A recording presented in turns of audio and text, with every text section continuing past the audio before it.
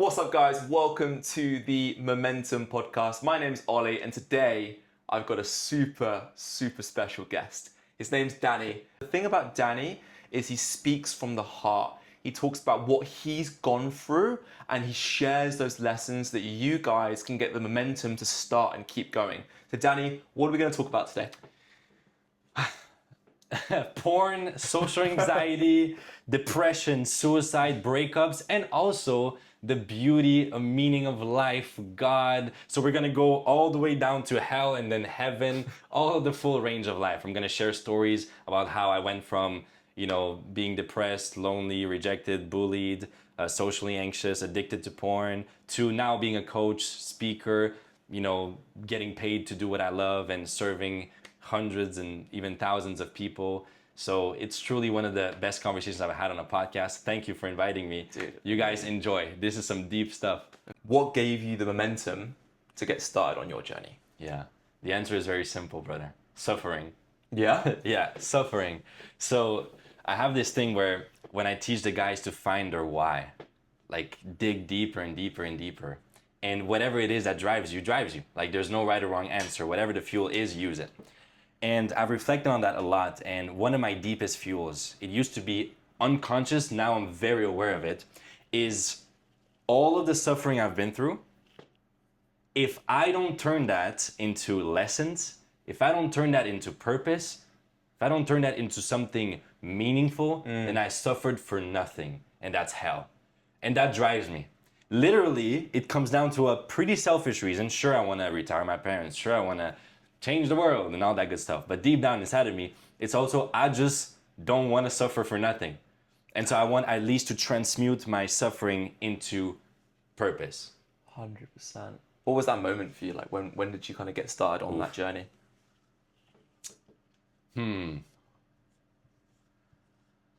So there wasn't a specific moment. It was a build-up over time.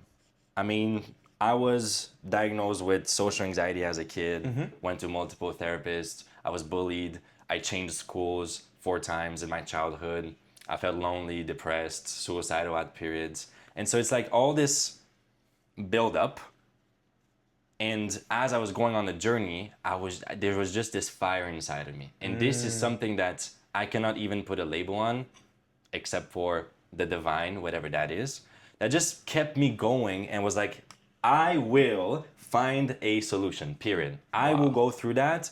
I'll figure stuff out. And that drove my curiosity for human nature, psychology, understanding, all of that, just so that I can stop suffering. And so, this mixed with, at the same time, I had this drive. I wanted to be famous and I wanted to be known in the world. And so what ended up happening is, I decided to be an actor. Right. Because it's around human emotion. I can tell stories. I can be famous at the same time. So I went in the industry and it was very superficial. It was not as profound as what I was looking for and expecting. When was this? Like what kind of time This of your life? was about 5 years ago. Okay. Yeah. So this is kind of, would you say that's the start of your journey 5 years ago? Like, I would say it's the start of my journey. Yes. Okay. I dropped out of school. okay. Yeah. Wow. I was like, I'm done with the traditional route. Like, I know I don't want to be in school, but I don't know exactly what I'll do. I guess I'll be an actor. Wow. I started being an actor. I had a few roles, few contracts, but superficial. At the same time, I was following Tony Robbins and I was watching what he was doing. That's when it clicked. And I said, wait a minute. So he's a rock star, literally. Yeah, He's a yeah. superstar traveling the world on stages and he has fans and changing lives. And I'm like, okay, so he gets to be a superstar at the same time in the most profound way possible. Like he transforms human nature, like not human nature, but he transforms humans' lives at the root. Sure. Not just by distracting them like the entertainment industry, but by actually transformation. And so I was looking at that and I was like, wow, maybe that would be cool. But for now, I'll be an actor and then I'll transition to that. I'll be an actor for now. Started following self-improvement guys. Eventually, a guy offered me, hey, you want a free coaching call, bro? Hey. And me being young and innocent, I was like, oh shit, he's actually going to coach me for free. And That's that lead magnet. it's the best lead magnet, man. So it ended up being a 2-hour conversation. And he closed me, first of all, on the idea of becoming a coach and then on his coaching program. Right. And so this was the best investment I've made in my life, best decision. That was the beginning of my coaching journey. Wow. And ever since that moment, I've been taking all the suffering I've been going through. So the problems I've had in my life that I have solved, that's what I now teach and help guys solve as well. Dude, that's amazing. I always remember a story. I used to think sometimes when I was helping people, I had imposter syndrome. No. Right? Have you ever had this before? Of course. Yeah. And someone told me a story of, you know the movie Catch Me If You Can? Yes. With Leo, Yes. right? And he's going through the whole movie and he's faking things and blah, blah, blah. And he gets to the end. I think it's, who's the guy, the famous guy at the end is talking to him. I can't remember his name. It'll come to us. Yeah. And he said, how did you do this thing? And how did you do this? And how did you do this? And the whole time he was saying, yeah, I lied there, deception. But then when he was a teacher, he was like, how did you do that? And Leo was like, oh, I didn't fake that one. Ooh. I just read one page ahead. Ooh. And it was like, for me, it was this massive moment of like, and this is to all the guys out there who feel like they're useless or worthless, right? If they can't help people, Yeah. you're probably just one page ahead of someone else. Yeah. And you can help them on that journey. Yeah. Which is like I said, I love what you said there, which is I'm helping guys or specifically people, things that you've gone through, and you just share that journey with them. Exactly. Which is the most beautiful thing. Yes, thank you, bro. I love had that. goosebumps when you said that one. It's so powerful. Yeah. Like my motto is literally solve your own problems, share the solution, Yeah. and then sell the implementation or the 100%. proximity, however you want to see 100%. it. And that's how I've gone through my coaching journey. 100%. Do stuff, then share it. Yeah. Dude, I got so much to unpack. I was making notes during it. So 5 years ago Yeah. was that moment when you quit school. How old were you then? I was 18, just turned 18. Yeah. Damn, dude. Okay, wow. How was the family's reaction to that? What was there like a stigma there? Yeah. Talk to me. Yeah. There was lots of resistance, Okay. especially on my mom's side. My Right. dad has always been pretty like a free spirit. Yeah. Like, he calls himself, I'm democratic. It's like, you do what you want. But my mom, she was like, oh, Danny, you have so much potential. You're such an intelligent guy. It's like, you know, why would you quit school? But she let me do it. Mm-hmm. And what happened is I ended up just proving her that this is the right place for me and that my intelligence is now used in an even better way than if I was studying, I don't know, math in university. Right. And so what I always tell people that are like, oh yeah, but my parents, I'm like, fair enough. They just want you to prove them and that's 100%. okay. Yeah. Yeah. Just yeah, like yeah. approach it with love, Yeah. understand they're trying to protect you, and now it's your responsibility to prove them. 100%. Yeah. Yeah. They wouldn't do it out of bad like malice or bad intention. And they're Exactly. just giving you advice through their frame. Exactly. Right? And their frame was, hey, if everyone goes to university, you're guaranteed a job. That was the world 40 years ago. Yes. Nowadays, less so. It's more of a, again, it's like a competitive market, etc. Yeah. But I love that. I love that. So what gave you the spark, the inspiration? I know you were saying, again, coming back to suffering, Yeah. lessons and purpose, but was that one of the hardest things you've done, like quitting that and going out on your own? And what gave you like the desire to do that? Was it the divine? What was that in that moment for you? Yeah.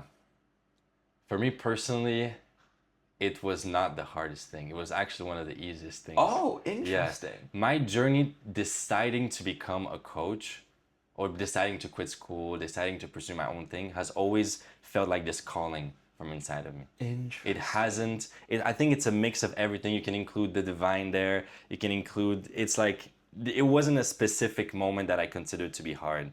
The hardest moments in my life have always been breakups though. We can go into that later. Okay. But I'll make a note. like, man, that, for me, breakups, Yeah. now that's my hell. That's my Okay, thing. we'll talk about that later. Yeah. But that transition, you know, it was just like, it was a moment, and I've always kind of made decisions this way. It's like, it's a build up, and then once it's there, it's boom, let's go. Fuck it. Yeah, I mean that's literally the definition of decision, right? Exactly. Which is decadere, which is to kill off. Yeah. So like you've built up that whatever that is, that energy, that passion, to then say which path am I going to kill off? Yeah. Right, and then bam, once you've done that, Yeah. you just go for it. Yeah. Cool. 100%. And then you got into acting, and cool. That was a cool world. But I saw your eyes sparkle at this man. Oh, yeah. Yeah, so Tony Robbins. Oh, yeah. So talk to you about Tony, Yeah. what inspires you about Tony? Yeah. Why did you kind of, because I know what you do now, why did you kind of make that transition away from acting into that world? Yes. Talk to me about all of that. Okay, again, kind of picking up from that coaching call, I guess, when you decide, Yes. I'm going to be a coach, I'm going to help people. Does that link in with Tony at all? 100%. Okay, talk to me. Because on that call, I told him about Tony Robbins. He was like, "Why don't you become a coach?" Uh-huh. And I was like, "Oh shit, I don't know, man. I don't think I'm ready." Of course you are. Close me on that idea. Boom. I was the most coachable I've ever been. Within my first month, I closed my first 4-figure deal. Like, Seriously? it's just the fastest growth I've experienced. Yeah. Wow. It was just a click for me. It was the right decision. Tony, this is. You can make some notes on Tony. There's a if you want few. to. There's a few things about him. First of all, I think the way I perceive him is, from what I see, I don't know him personally, but from what I see, he is the closest to have figured out every important area that I care about in life. Really? Health, wealth, relationships, spirituality. Okay. He's the closest man that I've seen on this journey so far that looks like he has figured all of these out. Health, Wealth, relationships, and spirituality. health, wealth. Okay. We can call it divine wisdom, whatever it is. Relationships. Interesting. Why is that? Health-wise, Well, why do you think how do you think he's figured out? Why is that? What cues do you get from him? Talk to me. yes. Wealth, he's almost a billionaire. Health, he wrote a whole book in contact with the... What was it again? What was the book called? The Total? No, that's What Dave was the Ramsey. book called? Life Force. Life Force. Yeah. Life Force. So he's connected to every health expert out there. Relationships, he has a beautiful relationship with his wife, big family. And spirituality, I mean, the service, the amount of contribution he's doing to the world, and the way he speaks and how connected he seems to be with God and all of these things. So it was just a role model. We can say a father figure for me as a man to standards. He set the standards for what's possible in my life. Like truly. Right. He was an example of it's possible, man. Yeah. And then That's huge, dude. when you think like it's not in like when you think you've achieved everything, it's like he wrote #1 New York Times best-selling books and gave it all away to charity, all the profits. It's like it's all these accomplishments, and he looks like a happy guy on top of that. Yeah, So right? It's like Because you usually see the guys that are absolutely killing it, they're Yeah. going crazy, and it's like, well, I want that part of their life, but like, would I want their whole life? Because really, it's their whole being which creates that. It's like, you want the gold medal, but you don't want to get up early in the morning, and you don't want to do the Olympian's life. Yeah. But the thing with Tony is like, it seems like he has it all. Yeah, it seems like it. It's almost a trap where sometimes it's like technically no human has it all figured out, but he looks like he has it all figured out. So we got to be very careful there. Yeah. But definitely some standards to look up to. Yeah. So Interesting. And Sorry, you said you mentioned about setting the standards. Yes. So yes. in your life prior to that, Yeah. did you feel like you weren't shown, or you didn't have that example of someone that you could be like, wow, it's possible? Yeah. Didn't. No. Okay. No. Interesting. Like my role models were superstar, like pop stars, big actors, big social media guys, because I was looking up to, they have all the women. Yeah. Oh, they're famous and they have feminine attention. Yeah, That's all I care about. Yeah. At that moment. And so these were my role models. But then it's like, wait a minute, no. Like wealth, but also happiness, but also family, but also contribution. And so it just expanded my standards. And then I started seeing life. Now it's not the case anymore. But I started seeing life as, okay, what would Tony do? What would Tony think about that? Is it possible? Well, would Tony think it's possible? Then it's possible. Like it was a bit too far even. He became like almost a prophet for me, literally. And so, I was following him almost religiously. And then I encountered other mentors and role models, and now it's a mix of all of them. I actually have a list of 12 people called my 12 round table. So one of them's God, Jesus. One of them is Jesus, Okay, that I don't see as God, by the way. Okay. I see as the greatest spiritual teacher of all time. Cool. But God is above all of that. God is everywhere, all the time, within all of us. That's how I see it. We need to talk about that. Yeah. So Okay, let's see if I can name all of them. So there's Jesus, there's Tony, there's Joe Dispenza, there's Hormozy, there's Jordan Peterson, Daniel G.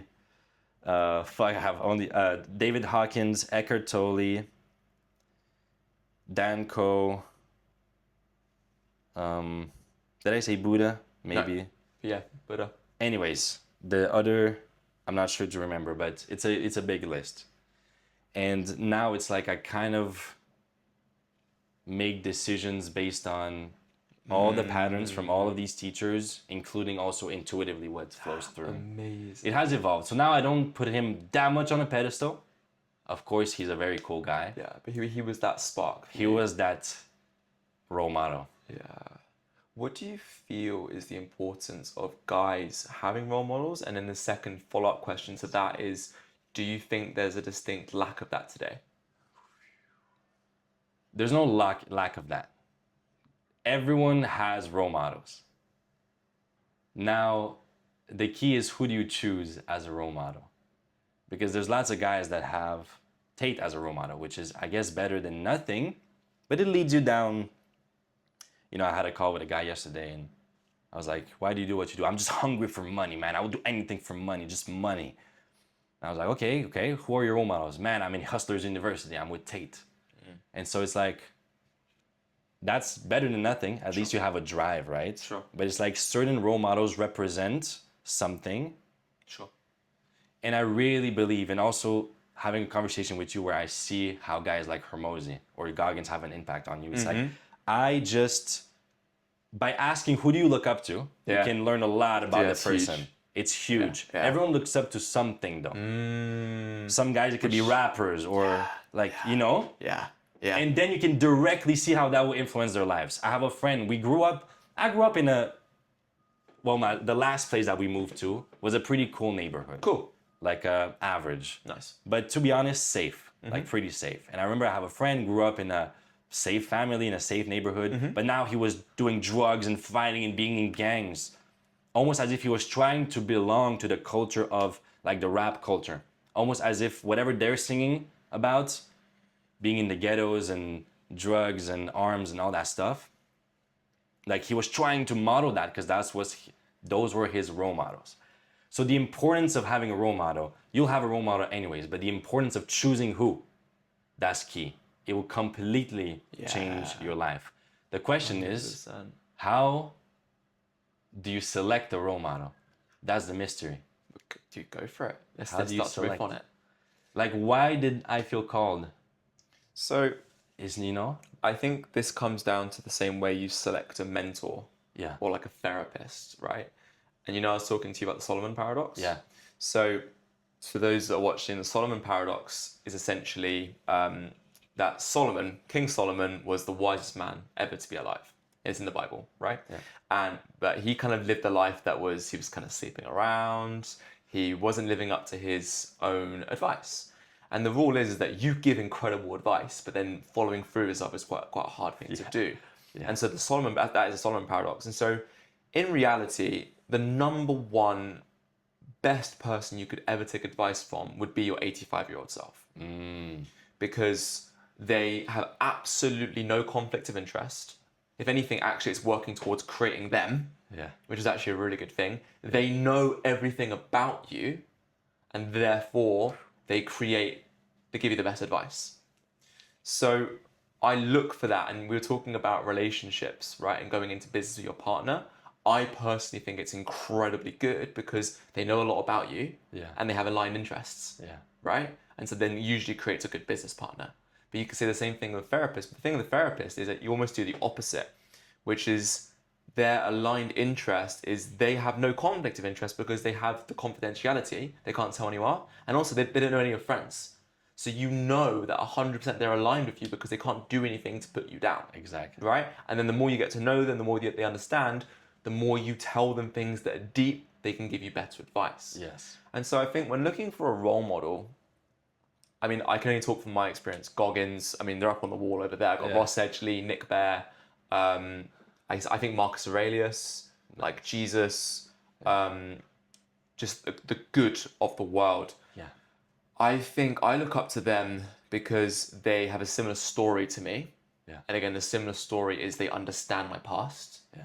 And then also, when a lot of them are just giving away free stuff online or free things on YouTube, it's like, well, that's the aligned interest because they're not trying to sell me anything. Yeah. And I mean, that's why Hormozy blew up, because he said, I'm not going to sell you anything. Yeah. People knew he was making his money other ways. Yeah. So what's your kind of like frame on that, or your how would select a role model? I think that's a great framework to consciously select a role model. Okay.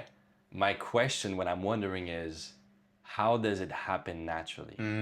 I guess it's a reflection, a projection of deep desires you have, like for something, but where does that come from? Yeah, we'll get to even that. know. Don't worry about that. Right? But that's a great, basically what it comes down to when you select a role model is, would you take their whole lives? Yeah.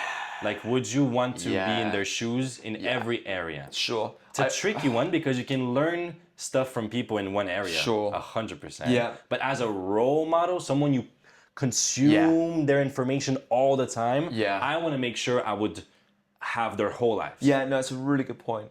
I think a lot of the time, role models, coaches, etc., have gone to the fringes of certain things. Yeah. So, for example, I'd rather get bodybuilding advice from someone who's done bodybuilding shows. I would Right. never do one myself, but like I'm pretty sure they know that pretty well That's because they've gone to the extremes, and by going to the extremes, they know what works and doesn't work. So I think, and also another really good frame is like, has this person done it themselves? That's like level one, right? Number two is, have they helped someone else do the thing? Yeah. That's even more better. And then number three is like, have they created a system or a process to repeatedly do that thing? Yeah. That's like, oh my God, like incredible. Yeah. Right? Yeah. So that's almost like the conviction behind it. That's almost like the proof. Yeah. And so Yeah. I think nowadays in the world, I think we are living in I think it's never been easier to be great, but it's also never been easier to be weak. Yes. And I think you can spend all day scrolling TikTok, or you can spend all day scrolling school. Yeah. Right? Yeah.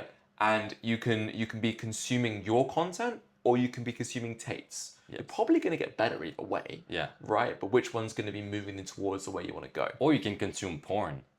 It's more accessible than ever, for example. Yeah, So exactly. I completely agree with you. Yeah. Success is easier than ever. We have access to all the information in the world, but there's always a price to pay. The price to pay is that also easier than ever to be lazy, to be comfortable, to choose pleasure over meaning, to be weak. Yeah, and that's like why I'm telling guys, you have one job in 2025.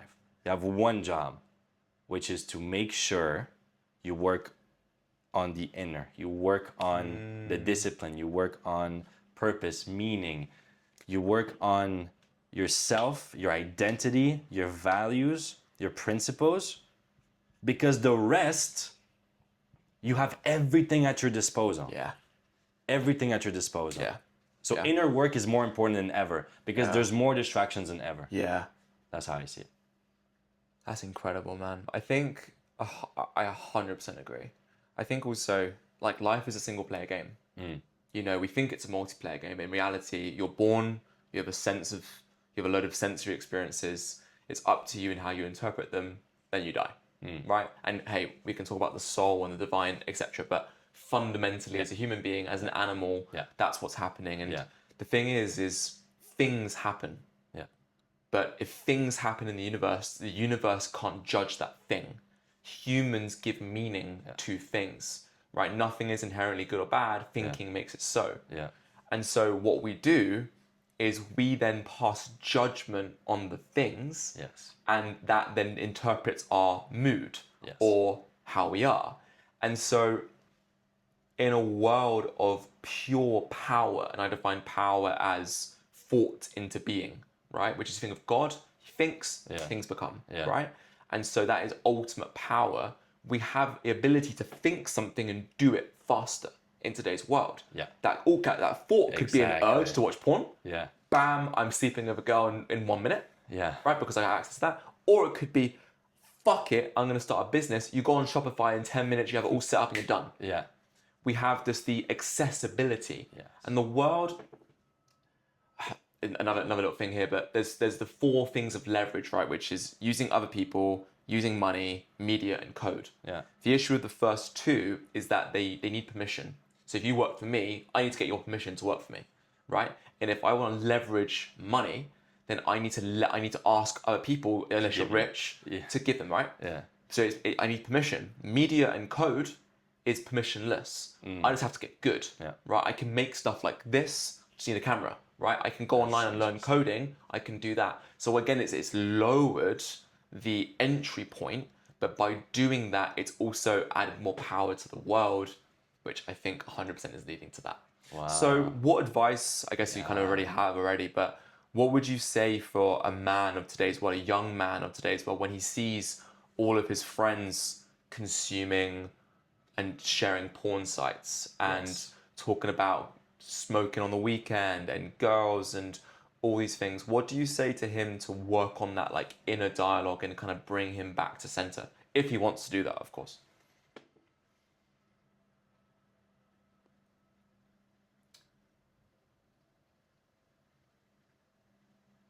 Your destiny is a direct reflection of the information you consume on a daily basis. Directly. By information, I mean content, but also friends. Anything that you consume, even your own thoughts, one might say, because I don't believe we are our minds. We are deeper than our minds. We can observe our minds. We can observe our emotions. And so anything you, the core you, consumes on a daily basis is a direct reflection of where you're headed. And so basically live with intention as much as humanly possible. And I'm gonna give a story to back it up. You were asking about the moment 5 years ago. Yeah. I would argue one of the most important parts of that decision, I'm not exaggerating, is my For You page. Let me explain. So I was in Bulgaria back where I'm born and where my family is. And so I was like, very down low. We're talking like depression, and I was jerking off to porn every day and all that stuff. And at one point, I was scrolling, watching thirst traps, and then boom, I see the 75 hard challenge. I don't know who is the guy that created it. I don't know, but I love that. He's your type of guy. Yeah. One of your guys. So I see one of his videos. Yeah. And I'm like, shit. Like I feel called to it. I watch it long, I save it. Then I keep scrolling. The next day I see a bit more self-improvement videos because the algorithm saw that I watched it. So now I see more of them. Eventually I'm like, fuck it, let me do it. And when I do it, part of the challenge is no porn. So okay. Then what I did is I realized that the reason I made that decision is because I saw this video in my For You page. Wow. So let me reprogram my For You page. So then I looked for self-improvement, success, mindset, and then I was on purpose watching them a few times in a row, saving them to trick the algorithm. Then I would go back in the For You page, refresh, and as soon as I see a thirst trap, I was skipping in like 0.5 seconds and then watching the good videos for a long time. Then skipping until my whole For You page was filled with self-improvement. And this one change started leading me down that path. Wow. And so you have access to so much content, so much information out there, but it takes intention. Yeah. This is the first thing. And you cannot give someone that. Sure. That's why I think the divine has a role here. Yeah. You cannot give that. Yeah.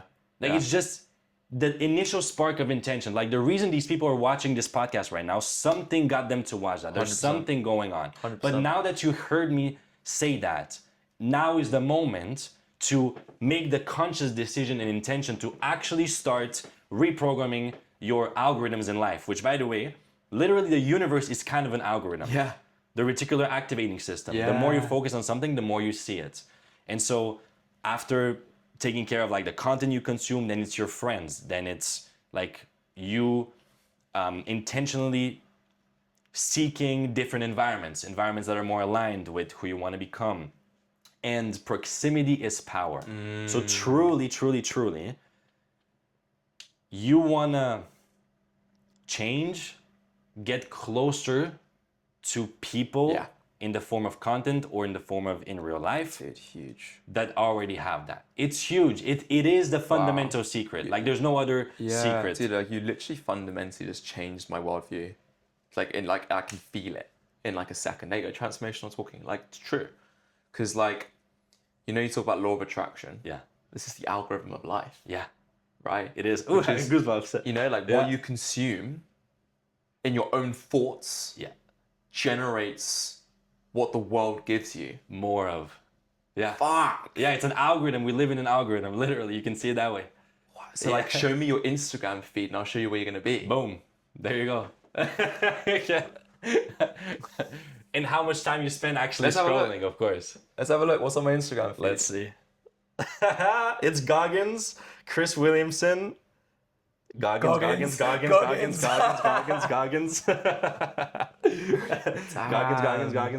Hormozy. And motivational stuff. Oh yeah. That's the best thing you can see, That's so yeah. Show me your bank account, show me your calendar, show me your Instagram feed, and I'll show you where you are in 5 years. Yes. The information you consume. Show me your friends. You must never underestimate that one. Show me your partner that you chose to spend time with, I think right? people spend so much time thinking about what to wear in the morning, but they don't think about the massive decisions like that which are actually going to change their life. People major in minor things. Yeah, That's what he said. 100%. I think it's like, this is why we moved to Vancouver, you know, from the UK, which was, we want to be in an environment where it's normal to be healthy. Right. We want to be in a world where I can be surrounded by other entrepreneurs. I don't feel weird for working all day and not having work-life balance, right? Where I get rewarded for waking up at 4 a.m. and running in the morning rather than getting stared at and saying, what are you doing? Where people don't drink as much and don't do drugs and stuff as much. And it just, I guess this comes back to what we were saying the other day, and please, like, don't let me skip past this point because I love the whole algorithm idea. I think it's huge, but motivation is the equal opposite of deprivation. And I think deprivation comes from a perceived lack in your environment, right? No. So again, we're going to talk loads about the pull and the push of motivation. And we spoke about that for hours the other day. Yeah. But I think it's, again, it's what's around you, what you're consuming. If you're in a world where you're the best and there is no perceived, and it's not necessarily a lack, it's just like you when you had your first role model, right? And you had Tony Robbins, you saw that there was something else out there. There was a gap. There was a gap. Right? Yep. And you're like, oh, it's possible. I have belief. Yes. And I guess this is where my brain changes with your belief of be, then you have to do. I get it. Like, my beliefs are open to be broken, bro. Like, break them. But like, that kind of links into this idea of, well, if I have guys on my newsfeed which are in incredible shape and I don't feel like I'm in good shape, am I more likely to then go to the gym? Maybe. If all my friends are in really good shape and making money and being useful, am I more likely to do that? Of course. Yeah. Of course. So coming back to the start of it, I think it's, we spend so much time thinking about these things that don't matter. Yeah. When in reality, I think it's an important thing to not major in the minors, to actually look at, I mean, in my opinion, the three big things are where you live, your spouse, and what you work on. Yeah. Right? Because that's going to be the majority of your time. Yeah. Have you got anything to riff on that?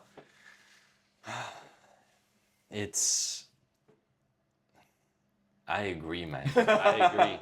And the thing with, like, is it inspiration? Is it deprivation? Yeah. Truly, brother, I believe the answer is it's both. Yeah, I agree. Let's say I look at Tony. I agree. Like, I want that. Yeah. At the same time, the reason I want that means that where I am right now is not good enough for me, so I want to go there. It's like both forces at the same time. 100%. Literally. Yeah, you're right. You're right. Just for context, we had a mastermind 2 days ago, and I made a statement, and I said, motivation is the equal opposite of deprivation. And Dani, the statement, I think, still holds true, that deprivation holds more weight in a lot of people's lives. Perhaps statistically, yeah. Right, in terms of like the experiment of people double more loss adverse than they are to gain. Yes. And hey, I give you any unlimited amount of money to finish a marathon, or I hold a gun up to your loved one's head. Which one are you more likely, etc. But I think, and again, and this is what I've always believed in life, I believe that willpower doesn't work. Okay, bear with me. That's the hook. And the thing is when you're in this state of thinking, so let's talk about porn, right? Yes. When you're in this world of I get an urge, you're fucked. You're gone, right? You can pull yourself back, but I think it's when you're in a good state of mind, designing your environment in such a way that the likelihood of you even going into that space is as low as possible. And so it's getting around the right people, it's consuming the right stuff. If your Instagram feed is full of half-naked girls, do you reckon you're more likely to You're watch more porn? likely.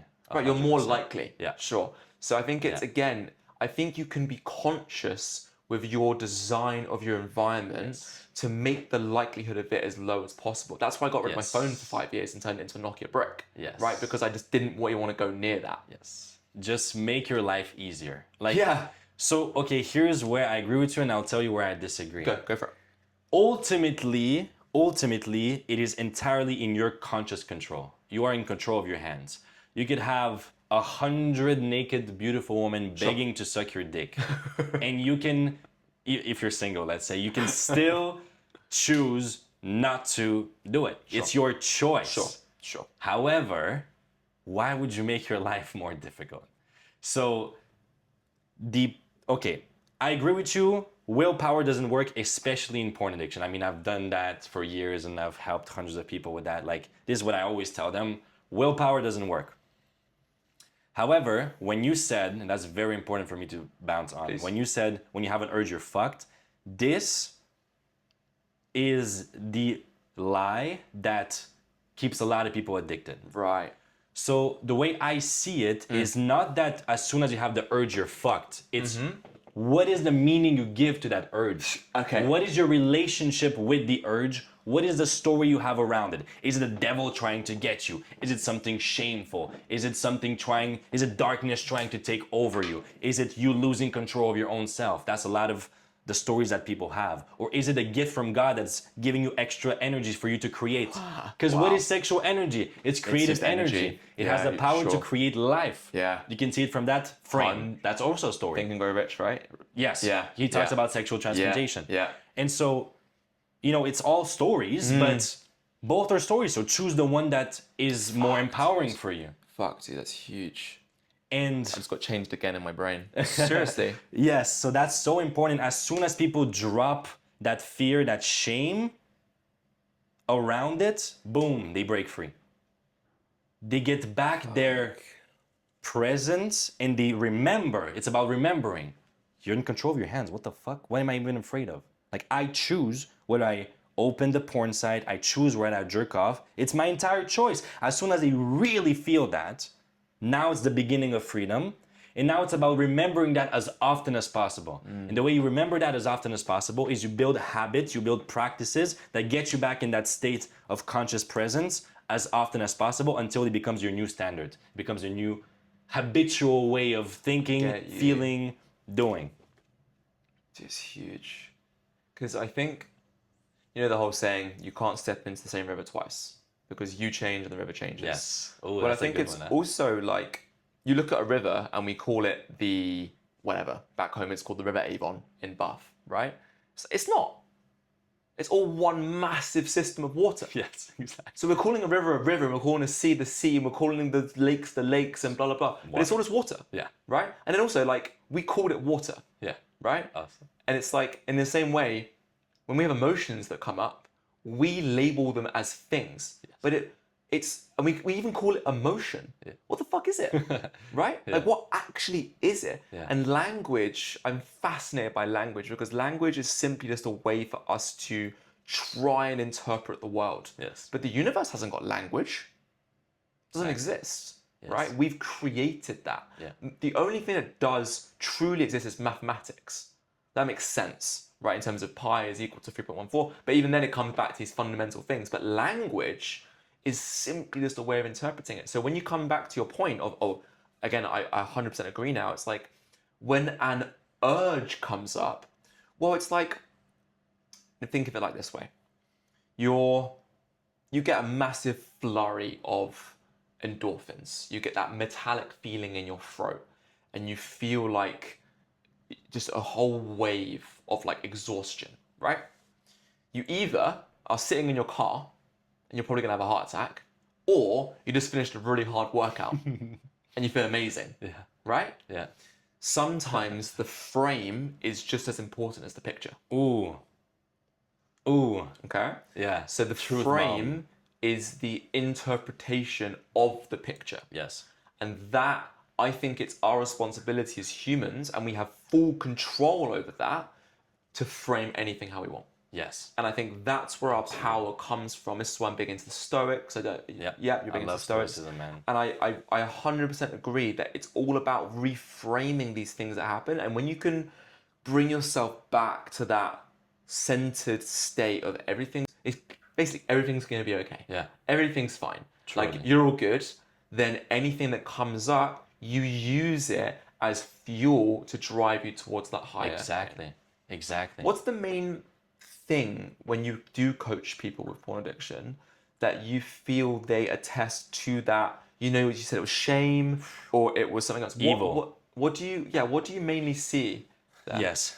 So what I see mainly is shame. That's the classic. Shame, regret, feeling of losing control over their lives, feeling like they're not in control, fear of evil, fear of darkness. And by the way, these last two, I was deeply suffering because of them. Because feeling like you're not in control, then you start fearing yourself. Yeah.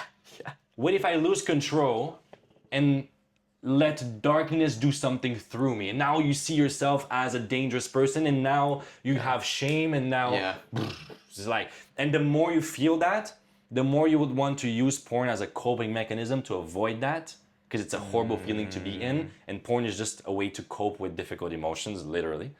And so it's this cycle. It's a deadly cycle.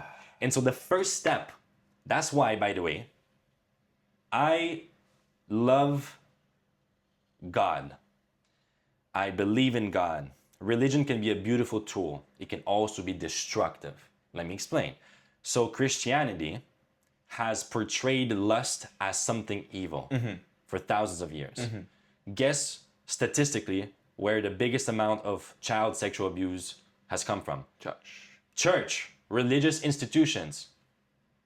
Like, isn't that enough proof that it doesn't work? Trying to repress it, shame it, point it as evil. They tell people flee from it, like run away from it. It's like, it does not work. Porn blockers don't work. It's like you must change your relationship with it, not avoid it. What got you here won't get you there. 100%. It's like, for me and for my people, at least that's what I can speak from and about. Yeah. Seeing it instead as this gift instead of a curse. It's this blessing that we have. What is?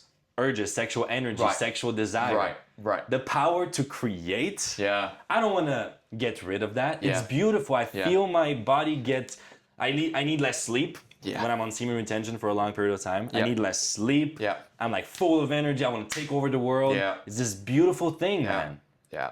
I mean, when I first got into NoFap, I was like 30 days in, I was like, why the fuck am I not glowing yet? You know? But like, there's all this mysticism around it also. I know. But what we all agree on is there's that. energy. There's extra energy. Exactly. Yeah. Exactly. And it's kind of obvious. Yeah. You know, like if you sit there doing that, you're literally just, flushing your toilet, energy down the toilet. Yeah. You know?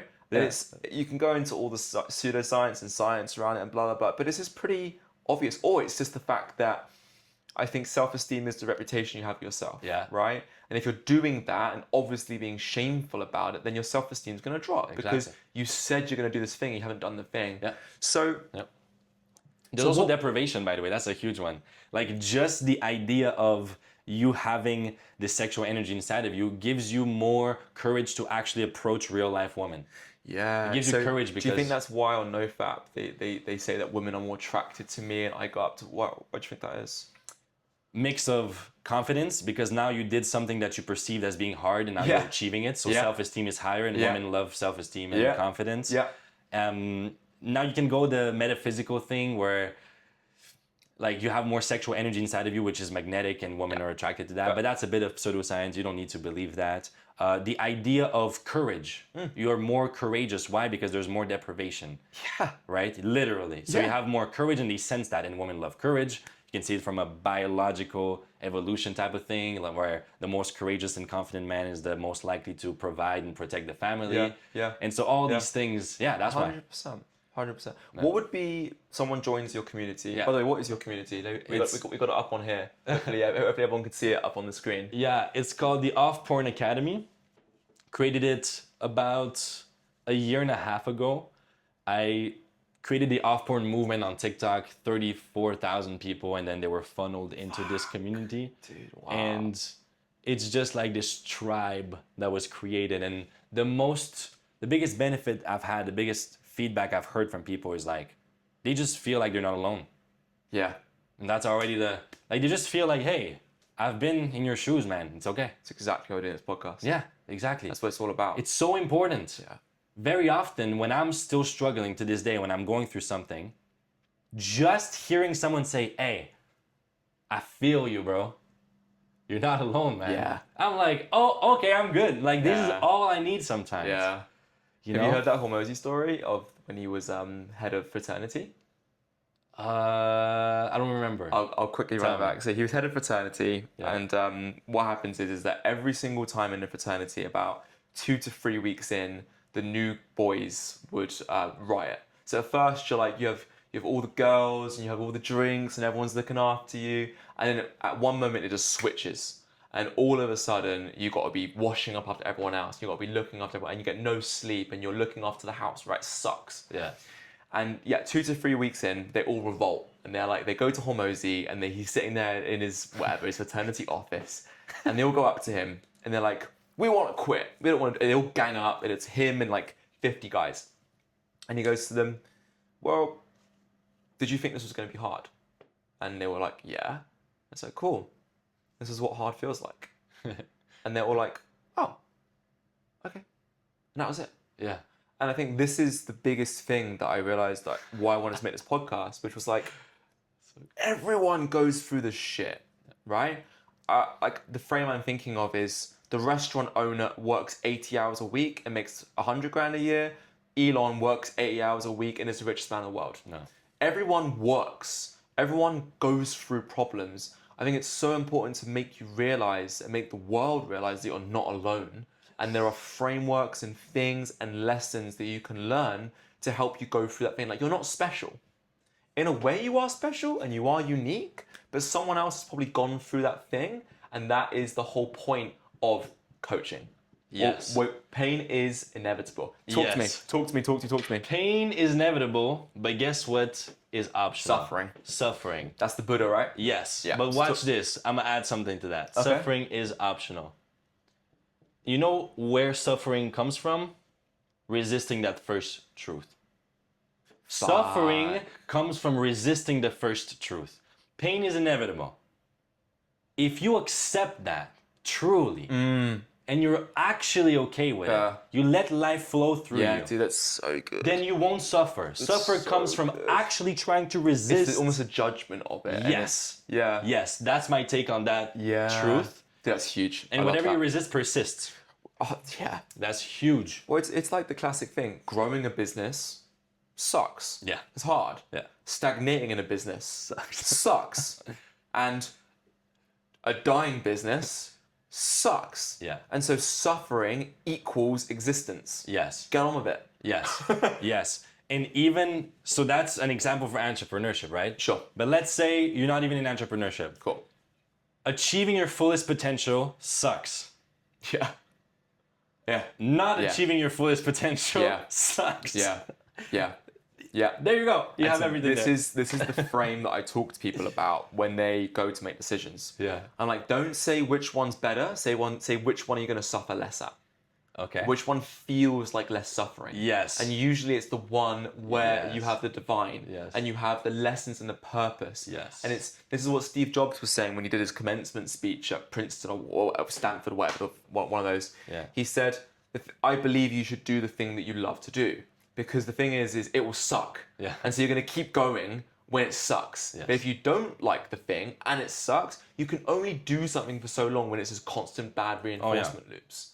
Yeah. Right? Reward, punishment, classic human Dude, behavior You've principles. changed my mind on so many. I hope that the listeners are getting this, because like that's 2 or 3 big things that like I just a shift in the way that I see the world. Someone comes into your community. Yes. What's the kind of frameworks and step-by-step process you would take them through to help them on that? Okay. And this is specifically for porn, but I guess Yes. it's for any bad habit or Yes. bad thinking, etc. Yes. Okay. 2 things, fundamentally. Number 1, whatever bad habit, quote unquote, or addiction you have, it's a coping mechanism. You're coping with something. Okay.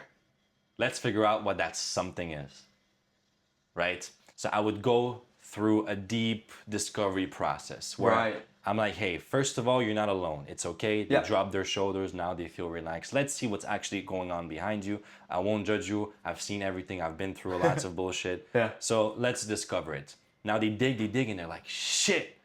Like this is what's actually going on behind the surface, right? So there's always something deeper. Cool. We figured that one out. So what we're going to do now is at the same time as figuring out another way for you to cope with that thing, which I have a catchy phrase, which is meditation is a new masturbation. For me, meditation allowed me to cope with whatever masturbation was allowing me to cope with. Fuck. So it's like replacing that habit. That's one part. The Right. second part, however, is that when things get really hard, Yeah. if you haven't changed the meaning around that first coping mechanism, it's very likely for you to fall back into it. Right. So it's 2 things. It's number 1, let's replace it. Okay. You cannot just quit a habit, you must replace it with Yeah. something, because there's a reason why you have that habit in the Sure. first place. And thank God you had it, because you probably would have killed yourself. Right. That's 100% is that's what I say to myself. Bro. I'm like, thank God it helped me cope with life. Wow. Life sucked. Yeah. Like, thank you. Like, what a Wow. gift. Wow. See, this, you just shifted the meaning, and it's so important. That's probably one of the reasons why you're completely free now. It is because you made that shift in meaning. It's so important. Just like alcoholics. One of the first podcasts we did was with an absolute legend. His name's Eddie. Has a charity back in the UK. We cycle the length of England together. Super good dude. And he spoke exactly about that. He said, if it wasn't for alcohol, I'd be dead. Right. I was like, fuck. What a powerful reframe. Wow. It's beautiful. And now it's just like, he doesn't have that. It's something that always, sorry, was anything left in the framework? Just changing the meaning, but you said it. Okay, yeah. Like the first part was changing the habit, but then changing the meaning you had to the first coping mechanism. Yeah. You just did that. Okay. Yeah. Because I always had a belief in my brain that like I couldn't quit porn. Okay, cool. And then I was like, I'm just gonna be honest, I'm not into black girls or Asian girls or those kind of girls, right? Yeah. I'm into white girls. Okay. Or like I find them attractive. Yeah. So if I wouldn't go and watch that stuff, then that means that I can just reframe the other stuff towards that. And it's probably like there's something there. Yeah. So I was like, oh, I can. Like I can stop it. Right. Right. And that was another like reframe in my brain of like, well, I'm not attracted to these women. I don't stare at them or do these other things. So it's like, oh, there is a way out. Yeah. Because it's not just a blanket thing that of everything, you know? Of course, bro. Damn. And it comes down truly to beliefs and the way Yeah. you see the world and the story you're living. Yeah, exactly. And This it's a story that you're is telling huge. yourself. Yes. 100%. The story is huge, man. Like it really, everything comes down to that. What story are you experiencing? How do you view 12-step stuff, recovery stuff that says the first step is to admit that I'm an addict? I think that's bullshit. It might work for certain people, Yeah. but I don't think it's the most effective framework. Okay. Because we actually went into that in the mastermind. But the actual story of I am an addict, you having that story is part of the reason why, due to the reticular activating system, due to all that algorithm what we talked about, you will take actions that are a reflection of that story. Like actually. So to me, one of the first steps is to break that belief. It's like, no, you're not an addict. You just made choices in the past to cope with something in a certain way. Yeah. That is a truth. That is undeniable. Awesome. The story you choose to describe yourself with or label yourself as right now, this is your choice. It's yet another choice you have. And having a story of that is not like I'm an addict will serve you better than the story of I'm an addict. Like fundamentally. 100%. Do you think the world of addiction applies to a lot more things than just drugs, porn, sugar, Yes. gaming? You know what the greatest addiction is? Thinking. Wow. Yo, so this is one thing I Bro's got realized. so many hooks. Holy. Go for it. Okay.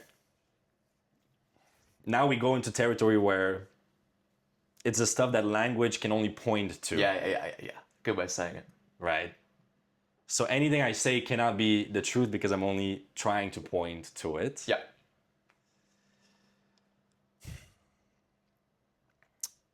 So if we assume that the reason we suffer is because we resist life, period, life happening exactly as it is, what is that resistance? That resistance is in the form of a belief that is language, that you shouldn't be going through that right now. That shouldn't be happening. Yeah. That's a belief. If you cannot let go of thinking, if you cannot go beyond thinking, go back to that presence that is the awareness of thinking, Right. then you will resist life and you will suffer. Okay. Go a bit deep with me. Go for it. So, Yeah. if all addiction Yeah. is a coping mechanism, Yeah. then the reason we need to cope is because we suffer. And the Yeah. reason we suffer is because we're attached to thinking. We're attached to a story. We're attached Sure. to... You know where I'm going with that? No, I get you. No. Yeah, It's that's the starting to make sense. fundamental addiction. Yeah. All other addiction comes from your inability to just B. be. Yeah. You said it. Just be. Yeah. What's that? All of man's problems come from him not being able to sit in a room by himself for half an hour. I so agree with that. I so agree with that. In silence. Yeah. Like truly, Yeah. if there's one... Yeah. That's what Naval says as well. Yeah. He just talks about being, presence, and just everything. being there. And dude, this is exactly what Naval says. The thing is, I know I don't understand it because I can't articulate it. I can't talk about it. This is why I love podcasts, because I'm just like, I want to get a deeper understanding of the world. And the way you said that was so eloquent. It's like you just said 354 times by 682. I'm like, I can't figure it out.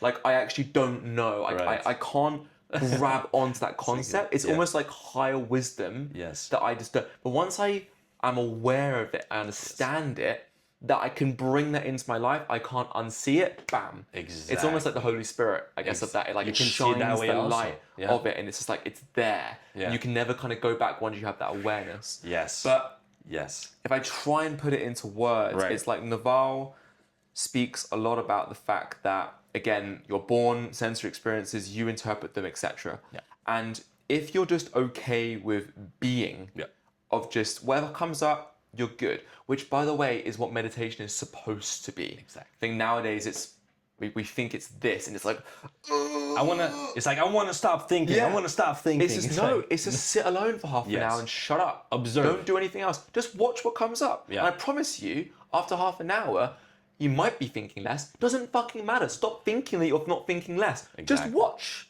Yes. Just be aware. Observe. Because what happens is, as soon as you observe, you don't identify with the thought, and you realize you're more than the thought. And if something is watching that thing, then it's another way of saying it is, don't think from your emotions, think for your emotions, right? That's a good one. And it's like, and that I do believe is what happens with addiction. So I wanted to come back to two things, because there's I'm going to remind me about the waterfall in a second. Okay. But for the people that say that addiction is just because of a chemical imbalance or something, I'll take my take on it, but what's your take on this whole thing about the chemical imbalance? Things are inherently addictive.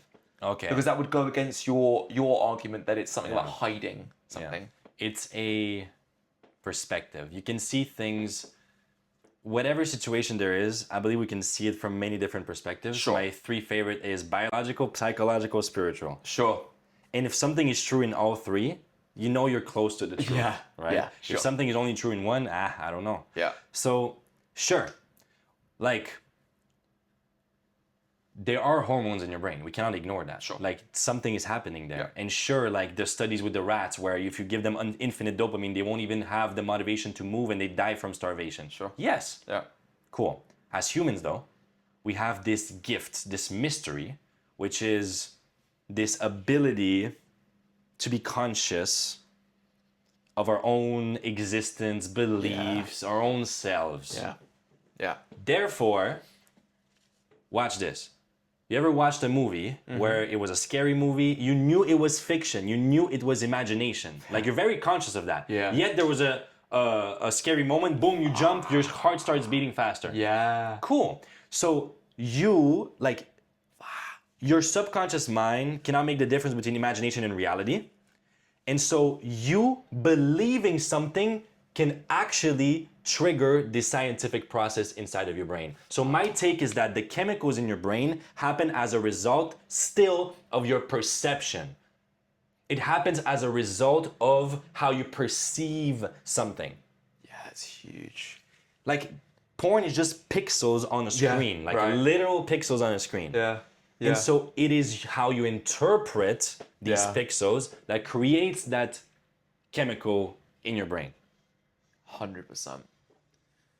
Maybe a line, but maybe not. Is like, okay, smile really big right now. Do a big smile. Do you feel happy? Well, if You know, you get like a nice feeling. I get a nice feeling, yes. So we I think get a nice that feeling. feelings create actions, but Right. sometimes actions create feelings. Right. And so in that same way, in that Right. same view, Right. it's like you're watching the movie, it's not real, but actually you're interpreting it in that way Yeah. because you've been rewarded for that in the past. I don't know. Think of VR, you know, like you're around sharks, bam, you know it's not real. Like, you know it's not, but you still get that. That's amazing, man. Yes. I love it's that. through the perception that your brain is like, okay, it cannot make the difference between imagination and reality. And the thing humans is, you can't, live in imagination. you can't change something if you're not aware of it, which is the 100%. perceived part, right? Yeah, and that's yeah, why I think it is so important for people to. I think that's actually, there's a really good book called Awareness by Anthony DeMello. Changed my life. Incredible. Do you know Tim Ferriss? Yes. He keeps 500 copies in his guest bedroom, and someone takes it whenever they leave. Wow. Incredible book. And it talks about awareness. Watch yourself. Yes. And this is, I think we're going through a crisis in the world of, I fit into this tribe, therefore I say this tribe. Left versus right in America. You see what's going on, right? And I think genius is being able to entertain a belief without believing it. Right? Yes. Which is, interesting. Let's talk about that. But I'm not going to believe it. Yes. I'm not calling myself a genius, but I'm the first person that I think you changed 3 of my beliefs today. Wow. Like, genuinely, like, I will go away from this and I'll be like, you know what? I think Danny's right. And 4, I was wrong. Or I'm closer to truth. Yes. Yes. And I think that's all we can really be doing. So I think overall, I think that the main message you're kind of saying is, once you have that moment where you wake up, you know, and you're sitting there in your fucking bed, and you're like this, all the guys know what we're talking about, right? Yes. And you're like, what am I doing? Yes. You know, and you haven't got post-nut clarity, you've got post-nut depression or whatever the fuck. You're like, what the fuck? Yeah. That's when you wake up and you're watching, because in the moment you're not watching your brain, you're literally watching something else, but you're out of your brain. I think that's why people chase extreme sports, drugs, sex, alcohol, because you're trying to get out of the brain, out of this frame. They're trying to escape themselves. 100%. Yeah. And if you can just watch. Yes. And I think I did meditation about 5-7 years, half an hour every day. Beautiful. And I think once you've done it for long enough, your life becomes meditation. Yeah. Because you almost watch I love everything. that. Yeah. You know, you watch your muscles when you're running and you're like, oh, this pain will subside. That's Yes. okay. I don't identify with the pain Yes. because the pain gets deeper when I fast forward to, oh no, I won't be able to X, Y, Z in the future because of X Yes. pain. It's like, oh, it's just there. Yes. It's cool. It will subside. It's like when you take a cold shower. I used to have so Yeah. much difficulty with cold showers because it was the story of it's so cold, I need to get ready for it, let's go. And then I started using it as a meditative practice. Yeah. And so when I'm about to go in the cold shower, take a few deep breaths, and then I'm like, let me approach it from curiosity. Yeah. I'm curious, how will that sensation be experienced in my body? Wow. And then I go in the water. Yeah. Now it's like, oh, interesting. It's a very intense experience. What is it? What is the experience in cold showers? See, you can't. It's like a rush, right? It's a rush. It's arousal. Yeah. It's arousal. Yeah. It's the closest word I could have to Yeah. it. Yeah. Yeah. Right. And we could say the story. Oh, it's horrible. It's so cold. Well, when you embrace that story, it's gonna make it hard. 100%. If you embrace the story of let me be open, maybe every time is gonna feel different. Let me see how it's gonna feel that time. Yeah. Approaching life with open curiosity Yeah. is one of my favorite frames. Like a child. Literally, exactly. Playfulness, Mm-hmm. open curiosity, and by definition, you don't know what's gonna happen. You never know what's going to happen, by definition. Yeah. You cannot actually predict the future. You can influence it. You can have a vision, you can have a drive. That's beautiful. Matter of fact, for men especially, absolutely, it's super important. You must have a very clear vision, like drive, cool. But you must also balance that with the wisdom that you don't know what's gonna happen. Actually, right now as we're speaking, there could be a asteroid hitting the Earth. We don't know. Yeah. And so this open curiosity as, let's see what's gonna happen today. Wow. It makes you live life as an adventure. And now all the suffering, all the pain you experience now becomes like a journey, like when you're watching a movie. It's a story I always like to give. Would you watch a movie where the character is happy from the beginning to the end, no challenges, everything goes super well, and at the end it finishes great, and no enemies, no challenge? No one will watch that movie. So why are we wishing for a life without problems? Problems, overcoming them, is what gives us meaning. It's what makes life an adventure. 100%. So if you're going to have pain anyways, if people have been saying that for thousands of years, like in every possible religion or belief system, there might be some truth to it. If pain is inevitable, then might as well just open yourself to it. See it as, okay, a call to adventure, the hero's journey. You're the hero of your own journey. What's gonna happen today? I don't know, let's see. Curiosity, playfulness, adventure. It's going to suck. That's what makes life interesting. 100%. You know? Yeah, you can't have the rainbow without a little bit of rain. 100%. I think this is also, again, theme of the podcast, momentum, helping men to either keep going or to get started. And I think more importantly is to not stop them from ending it, right? Mm-hmm. And Actually. I think for me, that is actually the frame I give to my friends who are depressed and suicidal, Yes. which is you don't know what's going to happen tomorrow. Exactly. You could wake up and this feeling will go away. Yeah. You don't know. You don't know. So why would you 100% guarantee it won't happen? Exactly. You don't know. And that is the frame I always just try and give people, which is like the only way you can truly fail is if you quit. 100%. That's it. That's the only failure. Yeah. Because it stops. Like everything just stops. You haven't got the opportunity to step into anything. Yes. And the fact that you're alive, we're playing an infinite game. You can't win at life. The only way you win at life is by keep playing. Yeah. Right? So I guess we can riff on the infinite games and finite games a little bit, which is a finite game is when you're playing like football, soccer, tennis. There's a clear winner, clear loser. An infinite game is when there are no set rules.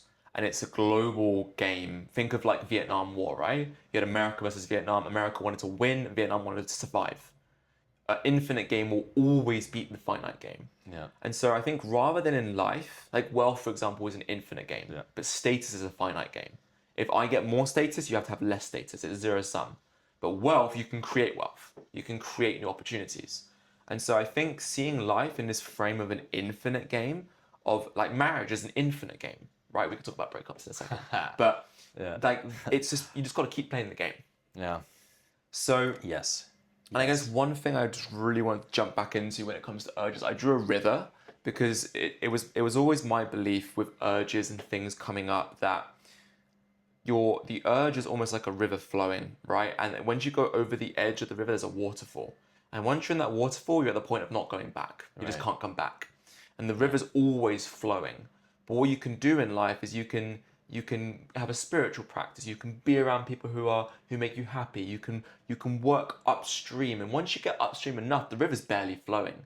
But it was always my belief, and I think it's changed slightly actually now because of what you said today, that you're always an addict. There's always this flow going back, and you need to be doing things to look after that and playing that game to kind of go away from it.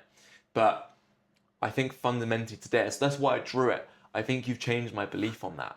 And I think you can stop that flow because I think what we're doing is we're interpreting that flow as a bad thing instead of the fact that actually this flow is just energy. And I Yes. can direct that river to a whole other fucking waterfall. There you go. And I can go somewhere else and I can There take you it go. and I can feed some trees There and I you can go. do something else with it. And so I just wanted to say that because I had that belief before. Yes. I think it's fundamentally been shifted. Man, I'm so glad because it's so important. Because what is that river? That river is a metaphor, it's a story. Yeah. And so we can use it at our advantage. Like you just said, you flipped it. Yeah. It's like, okay, that river can drive you. You'll always have that river, Yeah. but you can decide its direction. 100%. Boom. 100%. I love that. Yeah. So let's bring it back to, I guess, like breakups. Yeah. And relationships. We're talking about Infinite Game. We're almost like talking about the relationship with ourselves as well. You know, the shoulds.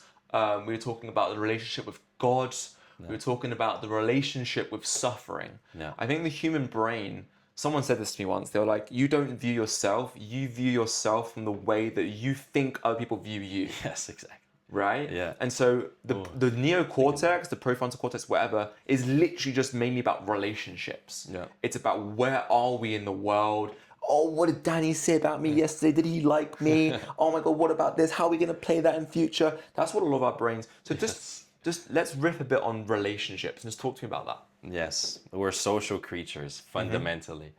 All problems are interpersonal problems. You can see it that way. That's another saying. The quality of our lives is the quality of our relationships another way. And so it's like this fundamental part of the human game where sure, you can actually decide to meditate on top of the mountain for the rest of your life, technically speaking, and you'll be fine.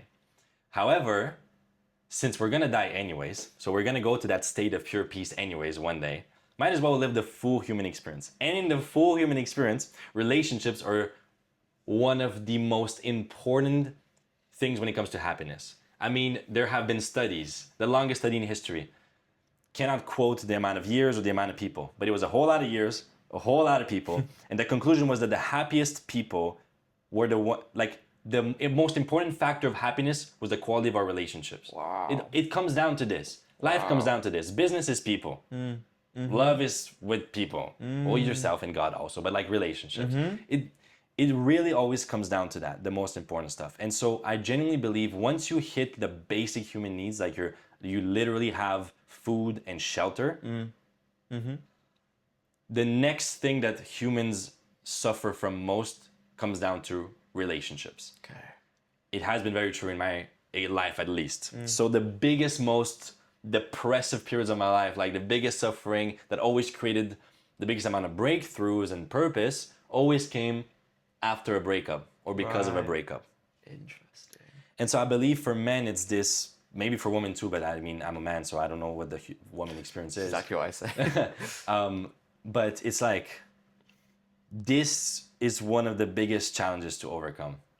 Like breakups, man. And it just, or relationships overall, matter of fact, it points to stuff you didn't even know was there in your subconscious mind, in your darkness. It's like, it's a light that points to the shadow, and it's like, you gotta face that. You gotta face that or you'll suffer. The cave you fear to enter holds the treasures you seek, though. So, Say it one more time. the cave you fear to enter holds the treasures you seek. Interesting. And Okay. so, it's like, Let's draw a cave. yeah, you entering that all in with courage and just facing that shit. That's my cave. Beautiful. No matter what happens, you end up growing out of it. You end up developing yourself as a man. So my relationship with relationships and breakups has shifted. Okay. Now I approach it with more courage. It's also in the past, though, in terms of my story so far, been always the biggest struggle. So if someone is struggling with that, you're not alone. It fucking sucks, and you're gonna be okay.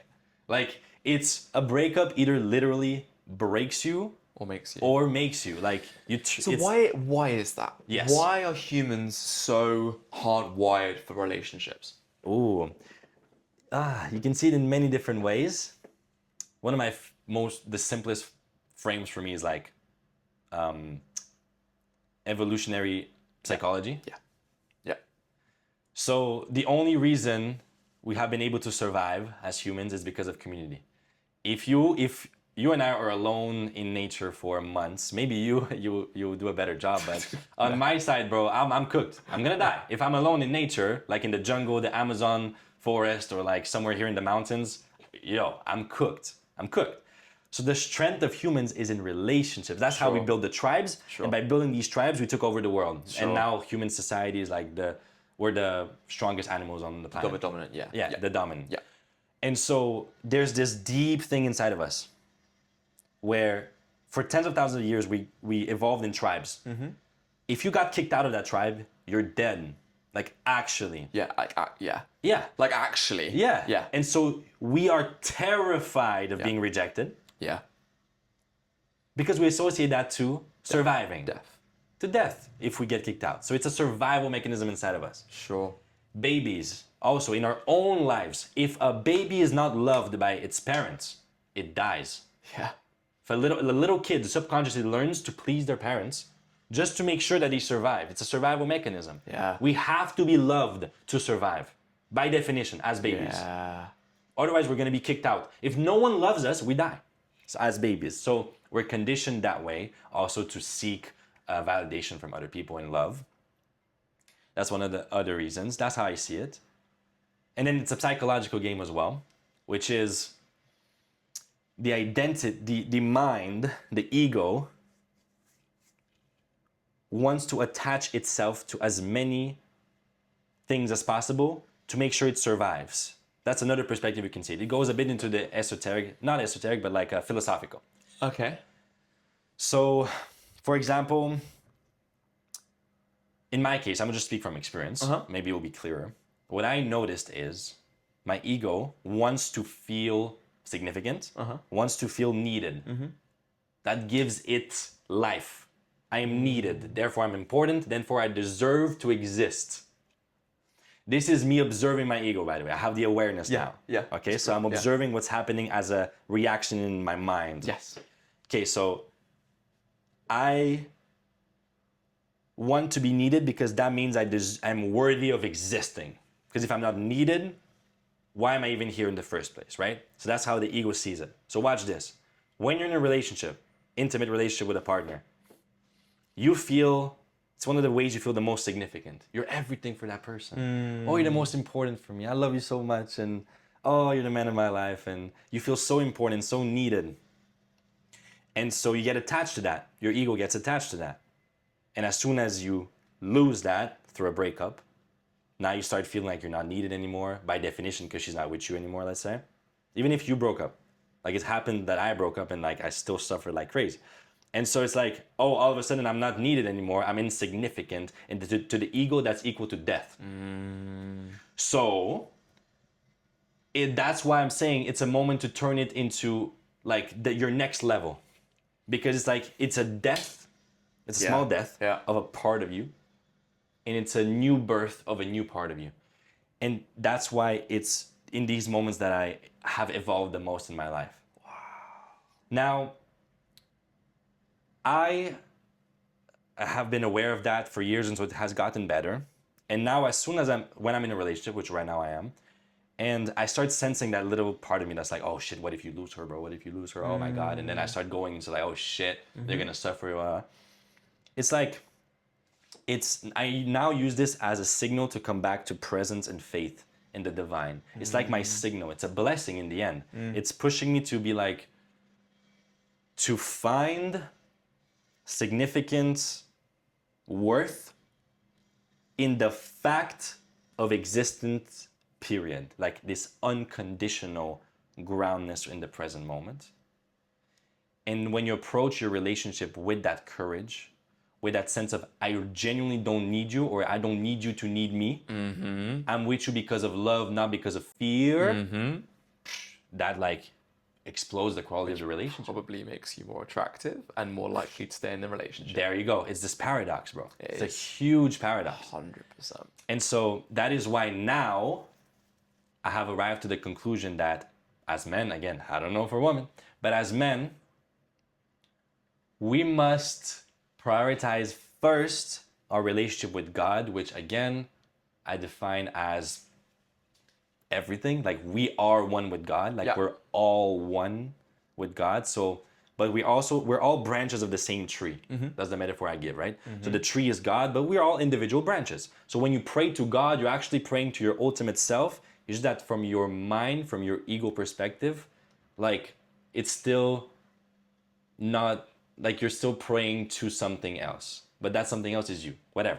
So first relationship is God, where you find your worth, your significance, your value, your safety, your faith, your power, your strength, everything in God, in your deepest self, in who you are at your deepest level, in the present moment, which is all that exists anyways.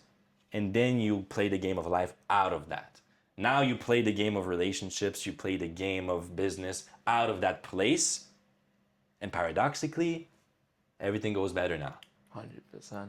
Yeah. As opposed to being half plus half equals a quarter. Like half times half equals quarter. Right. Rather than like 1 times 1 or 1 plus 1 equals 3. Yes. And I think when people are looking for each other to complete themselves rather than complement themselves, I think it's a recipe for disaster. It is. So that's huge. How would you advise someone to start working on their relationship with, and again, whatever the fuck your term is, like stop, like let's not go here. Like God, higher power.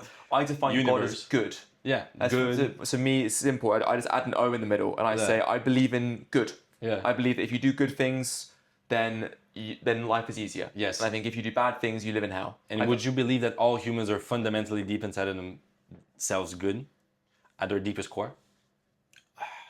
Yes. And then they can be influenced into something that ends up being bad. Like no babies are bad. Right. But so fundamentally, so we're saying the same thing. Again, it's just a label. 100%. It's just a label. And I also think for anyone that's struggling with faith, you just ask yourself a question: why haven't I killed myself yet?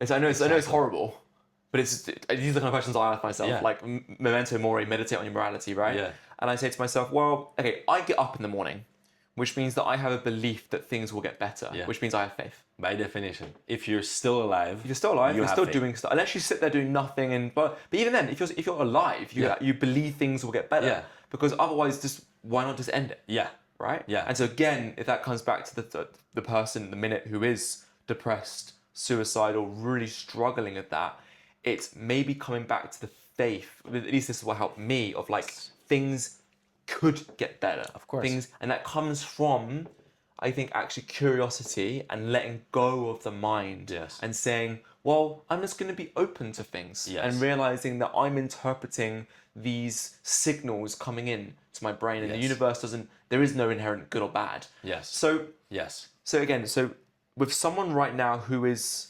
struggling in a relationship, right? And maybe also they're struggling to prioritize, we can talk about that word, but prioritize themselves in their relationship, and they feel like they have to put their partner before them, and they're not pouring from a full cup, they're pouring from an empty cup. What would you say to that, man?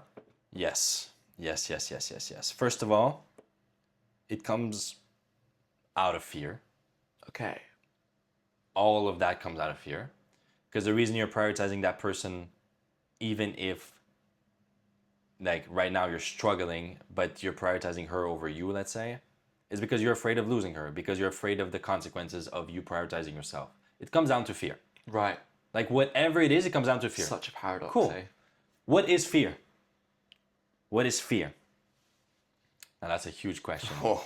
But to me, all fear comes down to fear of death. Yeah. But watch this. Fear of death isn't only physical. You're also afraid of dying psychologically. You're also afraid of your reputation dying. Yeah. You're also afraid of your self-image dying. Sure. So maybe like almost like fear of loss. Fear of loss, Yeah. right? All fear comes down to fear of loss. But then why you're afraid of loss? Because you're afraid of pain. Because you think that losing something will give you pain. So all fear comes down to fear of pain. Pain is inevitable. So how do you overcome fear? Literally acceptance. Yeah. It's like, Yeah. yeah. So what I would advise is once that clicks, what we just went through, it clicks for you, Yeah.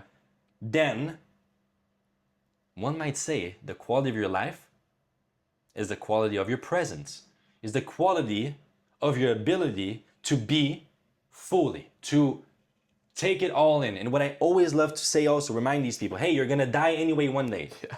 Trust me, don't worry, you're gonna escape that suffering one day. Yeah. You're gonna die one day. So might as well experience the full range of human experience. Might as well just feel it all. The fucking depths of hell and heaven, just experience it all. So presence. Yeah. Presence. Aim for presence. What does that mean? Yes. And just remind me to draw this. Yes. I've tried to define presence. It's a very tough one. You might help me here. We might discover it together. Presence is the absence of time. What about the absence of wanting? So Naval defines Yes. happiness as the absence of desire. Yes, the absence of one. Because you're just in. You're in the moment. You're not wanting anything in the. Exactly. Sorry, got riff on it. No, there. it's a good one. But it's like, where does one thing come from? Right? Where does one thing come from? And Wanting, I guess, is not wanting what you have right now, because you think that by having the thing, it's going to get you out of where you are right now, which Yes. again comes back to then presence, which is just being okay with what you have. exactly. It's like it comes from still time. Like there's Yeah, like a yeah. projection, Sure. wanting to be somewhere where you're not right now. Sure. So it's still, I guess it comes down to the absence of attachment. Yeah, which is suffering. Yeah. Absence of attachment and time. That would be the closest, I guess, I can. Tough. But maybe you can help us out in the comments. Yeah. Absence of attachment. What is presence? Oh, wait a is- minute. I have an even better one. Okay, let's go. Ooh. Okay. So it's absence of identification with form. Yeah, let me explain. So I guess when we're talking about the kind of the looking at the year and sort of looking at the ups and downs, I always like to see it as almost like a bell curve, which is like most of the time you're just going to feel like a 5 out of 10, or you're going to regress to the mean, which is kind of like in the middle here, you know. But if I'm having a really shit day, I go, oh, I guess this is just like a bottom 1% day. Or if I'm having a really good day, I'm like, oh, wow, this is a top 1% day. How nice, thank you, right? But you made a really good point, which is, Yeah, what even makes a top 1% day or a bottom 1% day? It's still a story you tell yourself. It's still you expecting, it's expectations. It's you saying, this is how my life should be. So what if 100%. that, okay, so exactly, it's so important. So it's like, I almost, without being delusional, like sure, some days we'll have more pain than others. Okay, sure. but who says pain is bad? Yeah. Like literally. Yeah. So Yeah. No, but like literally, like if we literally think about this, how do you know that sadness is sadness? right. Like, how do you actually know that? Right. I think Right. it's like, Right. I always think of the story, you know, true, right? Like, so when I always think of the kid walking, like running around in school, and then someone goes up to him saying, your nose is big, and then he goes, ha ha, and they keep going on, right? Like, la la la la la.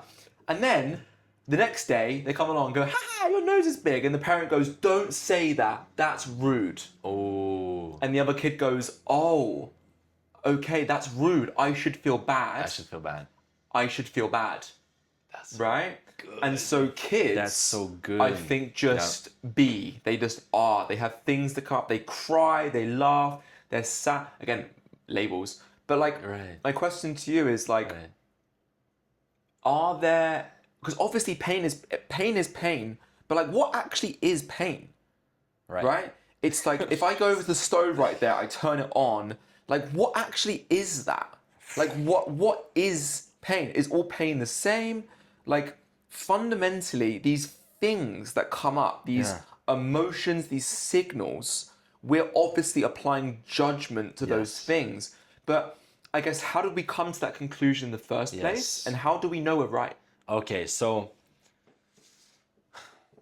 when we start getting into these conversations, I always think about animals. Like instinctively, an animal, without necessarily thinking, would avoid certain things. Sure. That can be considered as pain. It's like we are playing the human game inside of these bodies. Yeah. We're animals, we're apes. Yeah. We're apes who are aware of themselves. Yeah. Basically. Yeah. And so if we let go, if we stop thinking literally, which by the way is possible. Talking from experience, I've managed to do it for a few seconds in a row. Would you call that like enlightenment? Yeah, you can call that. Exactly. Just still like a label. But it is possible to be in the absence of thinking. Yes. Sure. Yeah. In these moments though, if a tiger comes out of nowhere, you'll still react instinctivly. Or if you touch something that's hot, you'll still remove your hand instinctively, whether you think or not. And so there's a difference between instinctive fear and pain and psychological fear and pain. Right? So it's like we're playing this game in a body. So yes, you'll have these instinctive moments of pain and fear. You don't even need to label them. You know it. You just know it. Like, yes, getting burned, that's pain. Cool. You don't need to create a whole story around that. But then we have but that guy said this about me. Yeah, sure.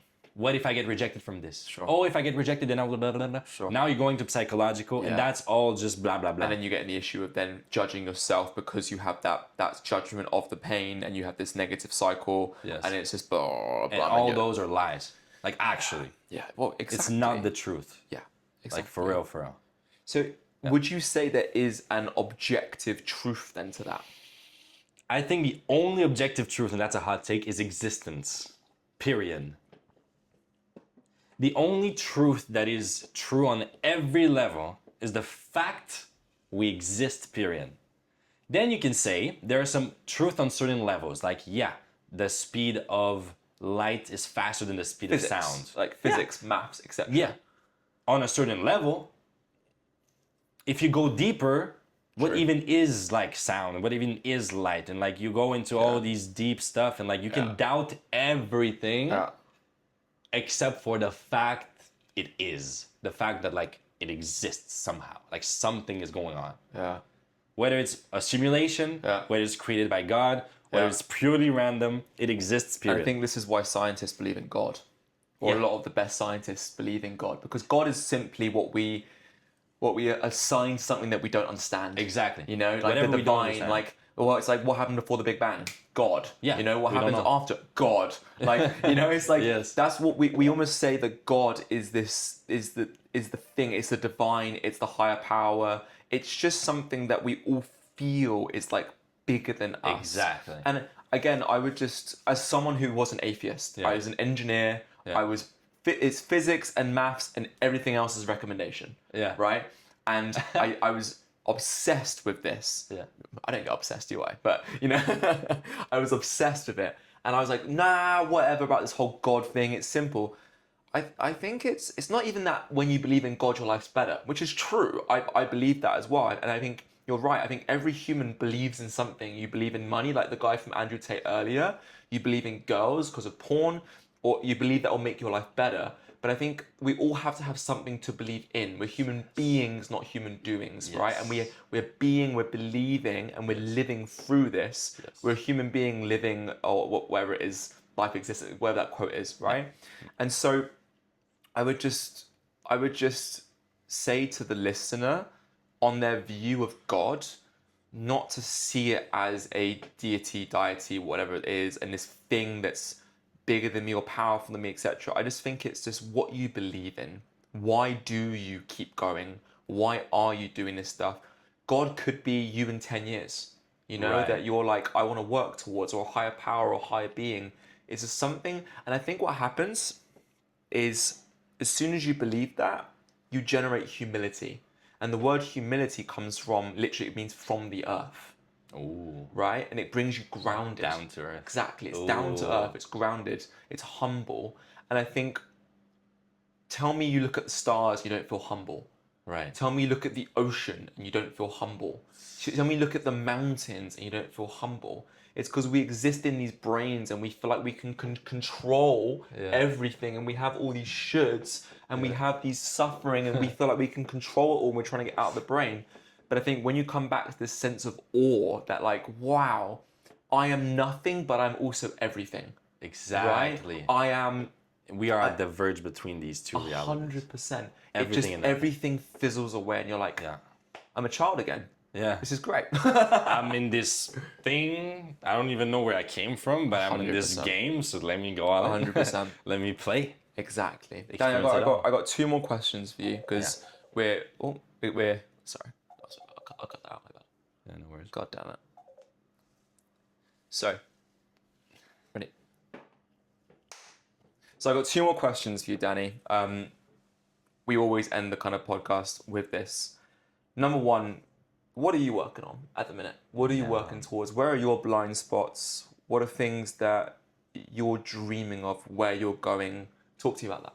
Yes. I believe the most important skill for a purpose-driven person is the skill of transformational speaking. There are moments in this conversation that you were like, oh my God, like it just clicked for me, like something just changed. Yeah. And there were moments where I was getting into these, like, it was just flowing through me. And if you look at, well, my role model, what makes him the man that he is today, his main skill that sets him apart is transformational speaking. You look at the ultimate role model of life, at least for me, Jesus. Like, regardless of your beliefs, in my personal story of life that I believe is he was just a human, but very good at what? At transformational speaking. So good that a whole religion was created out of it. Wow. And so my goal is basically to use this power of transformational speaking to turn pain into purpose, whatever it takes. I'm on a mission to help founders, builders turn pain into purpose and profit. And one of the most important and powerful ways to do it is through transformational speaking. And so right now I'm doing online coaching, all that good stuff. I'm teaching about speaking, sales, leadership, but I want to transition over this in 2026 to in-person workshops where I basically get people to unleash that power within of transformational speaking, because we all have it. There's nothing like being in person. You know, being there in person, sitting with someone. Nothing. Feeling the body language, you know, and like the passion and the 100%. It's one speech, one conversation, one interaction from someone who's speaking from his divine, from this place of like so much conviction and certainty and passion can change your life forever. 100%. And I believe sometimes when you pay someone, you're buying into their beliefs, right? Yeah. You're opening yourself up to one. be influenced by them. Yes. And I think when you do, my belief is that I will never coach someone before they pay me, in terms of on a sales call or anything like that. But I also think that some people, like yourself, who have so much conviction in things, by just talking about things, you're changing my beliefs. And I haven't paid you a penny, right? But I'm just here and my beliefs are being changed. And it just shows the power of like just spreading your message, just talking about things that you believe in that are important and powerful to you. And it just speaks to how powerful you are and how good you are at that by the fact that we're just having a conversation. I'm literally 3 or 4 my beliefs have been changed, and I'm going to change things in the future from this. That's which is just Thank you for saying huge. How would you like people to best contact you, find you? I'm guessing one of the first things would be the school. The first thing would actually be Instagram. Okay. So Cool. Where's my name on the screen where I can see it? There Well, you go, so actually, this Dani. is Dani Banchev, but my Instagram is Danian Banchev. So you Okay. just add an AN after Dani. Perfect. Right? There So you go. Danian Banchev, Dani Banchev on Instagram, YouTube, every platform you can find me. I'm on school as well. 100%. And soon I'll be in person doing workshops Amazing. also.